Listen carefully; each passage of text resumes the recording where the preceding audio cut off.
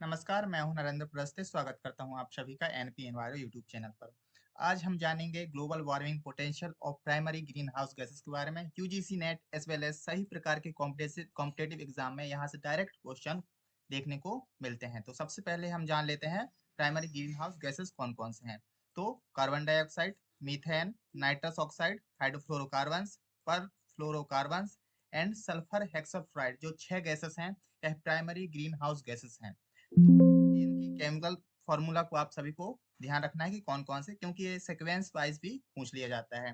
तो global warming 20 साल और 100 साल के टाइम के अकॉर्डिंग इनको रखा गया है।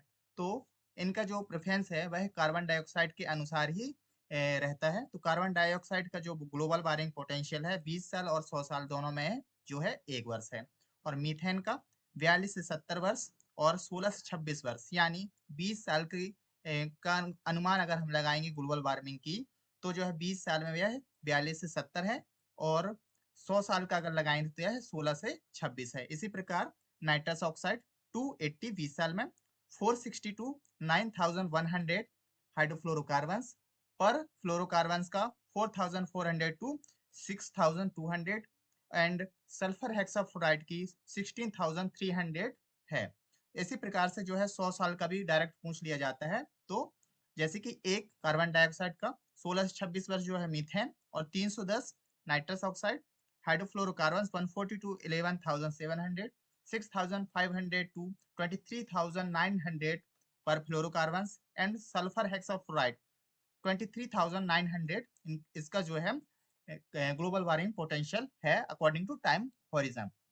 तो इसका जो है डायरेक्ट क्वेश्चन पूछ लिया जाता है कि लीस्ट ग्लोबल वार्मिंग पोटेंशियल कौन सी गैस का है। तो जो लीस्ट है वह कार्बन डाइऑक्साइड का है, और हाईएस्ट जो है किसका है, तो जो है सल्फर हेक्साफ्लोराइड का है।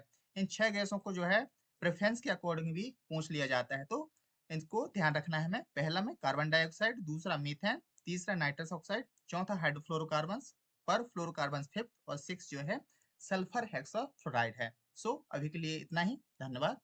फिर मिलेंगे हम